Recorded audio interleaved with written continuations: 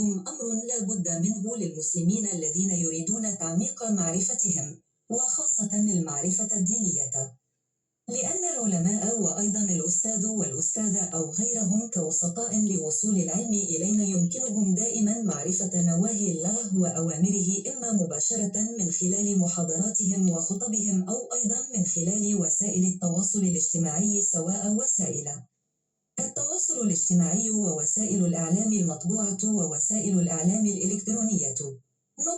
تقع على عاتق العلماء مسؤولية والتزام بنقل محتويات القرآن، أي أنهم قدوة في ممارسة تعاليم القرآن والحديث وفقا لموقفهم والحديث نفسه، وأن كلاهما المصدر الرئيسي للشريعة الإسلامية، وأنهما يحتويان على أقوال وأفعال وأحكام النبي محمد صلى الله عليه وسلم عليه الصلاة والسلام يسمى السنة أو الحديث.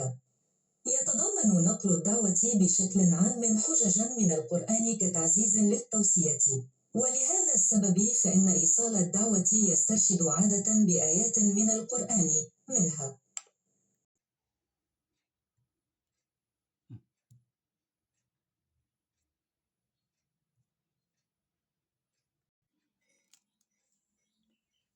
Surah Al-Imran ayat 104.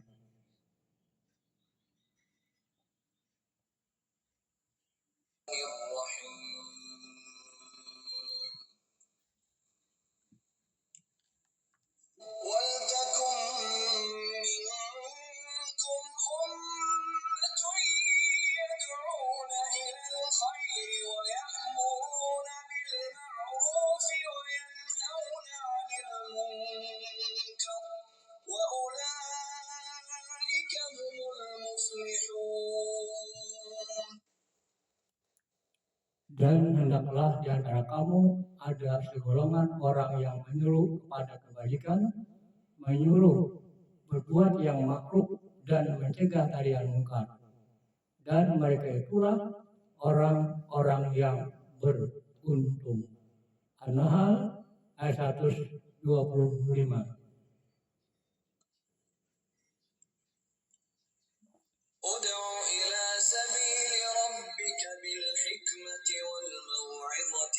الحسنة وجادلهم بالتي هي أحسن إن ربك هو أعلم بمن ضل عن سبيله وهو أعلم بالمهتدين.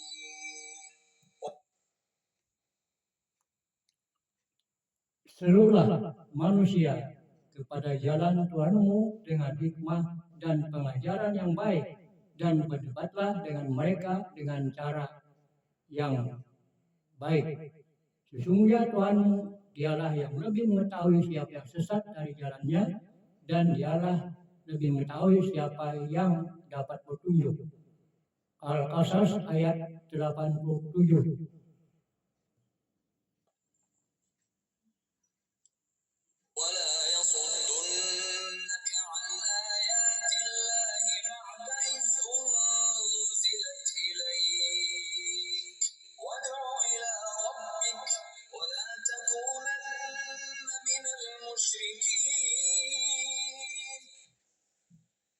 Dan sampai mereka menghalangi engkau Muhammad untuk menyampaikan ayat-ayat Allah setelah ayat-ayat itu diturunkan kepadamu, dan seluruh manusia akan beriman kepadamu, kepada Tuhanmu, dan janganlah engkau termasuk orang yang musyrik.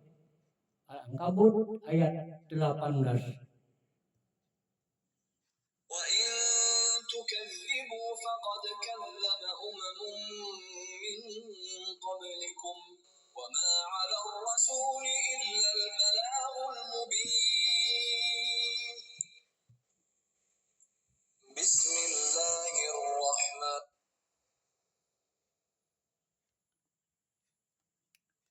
Dan jika kamu orang kafir mendustakan, maka sungguh umat sebelum kamu juga telah mendustakan para rasul, dan kewajiban rasul itu hanyalah menyampaikan agama Allah dengan jelas. Sampaikan pula ada beberapa hadis yang dapat digunakan dan sekaligus diamalkan, diantaranya sabda Rasulullah SAW kepada Ali bin Abi Thalib, demi Allah, sesungguhnya Allah Ta'ala menunjukkan seseorang dengan dakwahmu, maka itu lebih bagimu dari unta merah. Hadis Bukhari, Muslim, dan Ahmad. Barang siapa yang mengada-adakan perkara baru dalam urusan agama kami yang tidak berdasarkan petunjuk darinya, maka amalannya ditolak. Hadis riwayat Muslim. Barang siapa membenci sunnahku, maka ia bukan termasuk golonganku. Hadis Bukhari. Tentang sabda Nabi Muhammad SAW, sampaikanlah dariku walaupun hanya satu ayat. Balighu an walau ayat. Artinya, sampaikan dariku dari Muhammad SAW walau hanya satu ayat yang menjadi pedoman setiap muslim untuk berlomba-lomba dalam dakwah. Tausiah Ustaz Abdul Samad. Inilah para ulama Banjar. Selamat mendengarkan, selamat menyaksikan sampai selesai supaya tidak gagal paham. Ulama tahun 1710. Mudah cara ingatnya. 1710.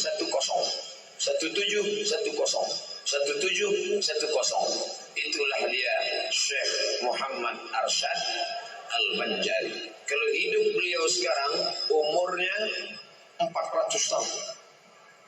Lebih tua dari kerajaan tempat kami tinggal Riau. Nama kerajaannya Siak Sri Indrapura 1723. Syekh Muhammad Arsyad Al-Banjari 1710.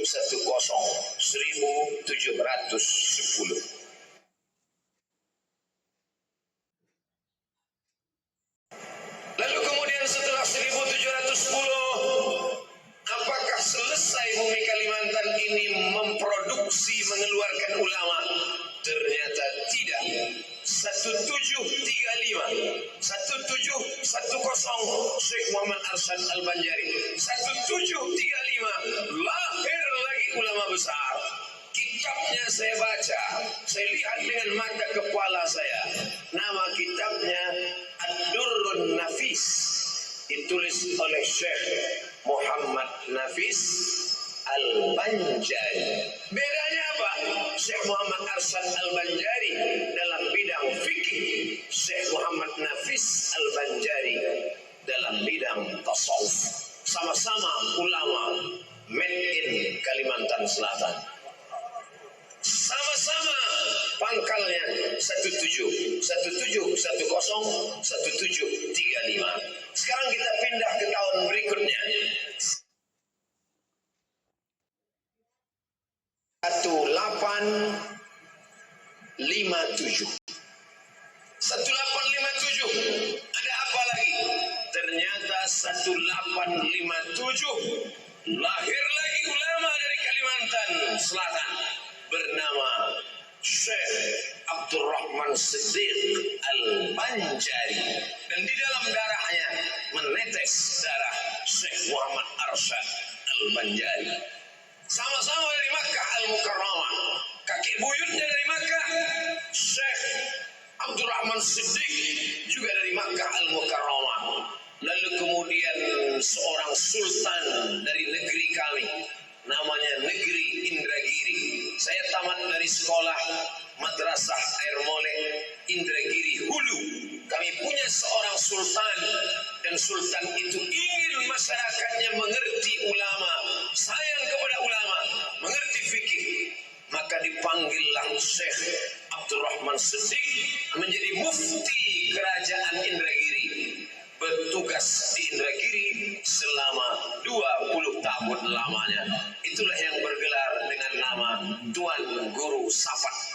Makamnya di Kabupaten Indragiri Hilir, ibu kotanya Tembilahan, dan masyarakat di sana mayoritas menggunakan bahasa Banjar karena memang komunitas masyarakat Banjar.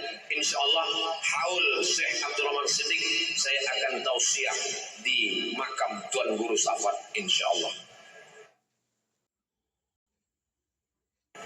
1710 1735 1857 meninggal Tuan Guru Safat.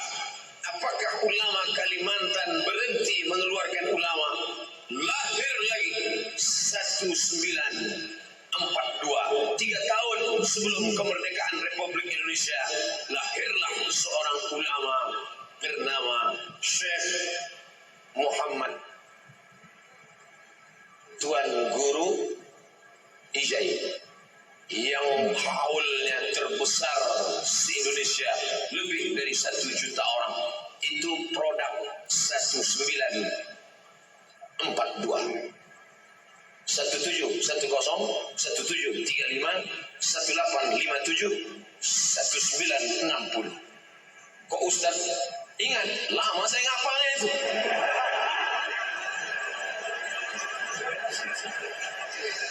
Ternyata Tuan Guru Ijai berlalu, Syekh Abdul Rahman Siddiq berlalu, Tuan Guru berlalu. Apakah Kalimantan Selatan berhenti memproduksi para ulama? Tidak. Masih ada Tuan Guru Bakhit di Barabai. Saya datang ke sana, majelisnya ramai. Beliau pegang tangan saya. Begitu sampai dipegangnya tangan saya. Saya heran, kenapa tangan saya dipegang? Supaya muridnya tidak bersalaman dengan saya. Tadi tangan saya tidak ada yang megang, hampir copot tangan. Terima kasih kepada bapak-bapak kepolisian, bapak Kapolda ataupun yang mewakili Provinsi Kalimantan Selatan. Kalau tidak diamankan tadi tidak tahu apa yang terjadi. Al-hubbu yu'mi wa yusif. Cinta membuat orang buta. Jamaah terlalu cinta sampai tidak tahu kalau ustaznya kurus. Dia sangka tegap, gagah dan perkasa. Sampai akhirnya perjuangan berat dari mobil sampai menaiki pentas ini. Yang saya pusingkan nanti gimana turun dari sini. Tapi insya Allah semuanya sayang, insya Allah. Amin. Begitu cara merayu mereka. Ada Tuan Guru Bakhit, ada Tuan Guru, sorbannya sama dengan Tuan Guru Ijai. Tuan Guru apa namanya? Tuan Guru Zuhdi. Saya belum pernah bertemu, tapi salam beliau sudah saya dapatkan. Salam orang yang tawadhu, rendah hati. Apa kata yang menyampaikan salam? Salam dari Tuan Zuhdi, mohon doa. Saya bilang saya yang perlu doa beliau. Ternyata sesama minta doa tidak boleh saling mendahului. Saya minta doa beliau. Lalu kemudian ada pula ulama dari Kalimantan Selatan. Produksi tahun akhir 1960. Sanadnya bersambung kepada ulama Makkah Al-Mukarramah, musnidud dunia, ahli sanad dunia tertinggi, Syekh Muhammad Yasin bin Isa Al-Fadani. Murid beliau langsung datang dari Kalimantan Selatan, bernama Syekh Nuruddin Marbu Al-Makki Al-Banjari. Disebut Makki karena beliau lama di Makkah. Disebut Al-Banjari karena beliau orang Banjar.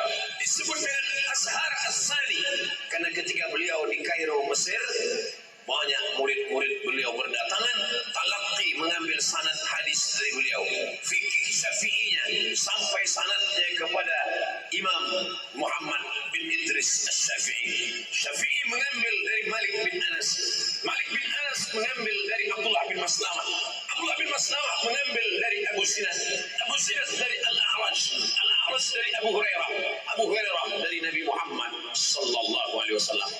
Beliau banyak dipakai, digunakan ilmunya oleh orang Malaysia.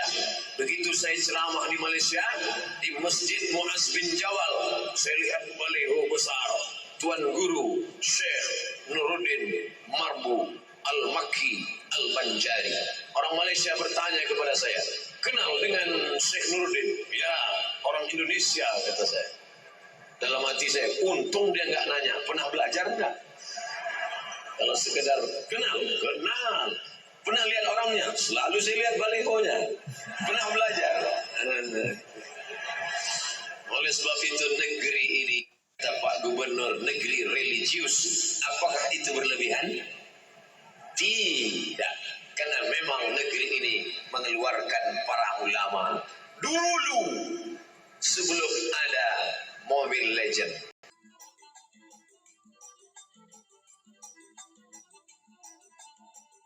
Terima kasih. Assalamualaikum warahmatullahi wabarakatuh.